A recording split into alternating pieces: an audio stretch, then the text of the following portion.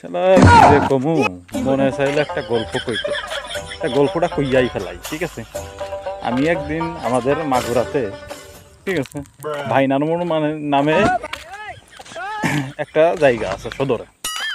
তো সেই ভাইনার মোড়ে একদিন আমি দাঁড়াই আসলাম, কি কমু দেখলাম চোখ দিয়ে তাকাইয়া একটা মাইয়া হাইটে যাইতেছে। তো দুঃখের কথা আর কি কমু, মাইয়াটারে দেখলে আমার একটু মায়া মায়া ভাব হই। ঠিক আছে, এত সুন্দর, ফুটফুটে সুন্দর, সাদা ফুটফুটে সুন্দর মাইয়াটা। তো মাইয়াটা এসে আর ভাইনার মোড়ের আর গোরস্থান একটা রোড আছে, ওই রোডের সামনে মুখ দিয়ে দাঁড়াইল। দাঁড়ানোর সাথেই আমার বকির ভিতরে কেমন যেন একটা ধপ করে বাড়ি মেরে উঠলো, ধুপ ধুপ। আমি শুধু তাকাইয়ে আছি মেয়েটার দিকে। তো তখনই হঠাৎ আকাশে ম্যাঘ চমকাইয়া মামা এই যে হালকা হালকা বৃষ্টির পানি পড়তেছে। তো যখনই দেখতেছি যে হালকা হালকা বৃষ্টির পানি পড়তেছে, তখনই ওই পানির ফোঁট ওই মেয়ের মানে মুখে আসে, মাঝে মাঝে লাগতেছে।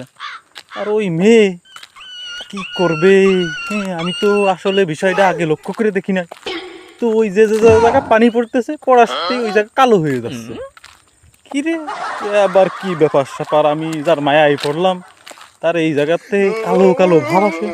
আর ওই মেয়ে মাঝে মাঝে মুখে হাত দিয়ে ওইগুলো ঠিক করে। তো তখন তো আমার একটু সন্দেহ হইল, মেয়েটার এক জায়গা এখন কালো আর এক জায়গা সুন্দর, কাহিনী কি? পরে খেয়াল করে দেখলাম যে মেয়েটা আসলে দোকানে আটা ময়দা ছিল, সব আটা ময়দা ওই মুখে মারছে। কি যে কষ্ট পাইলাম পরে, আর কি যে একটা সেকা খাইলাম।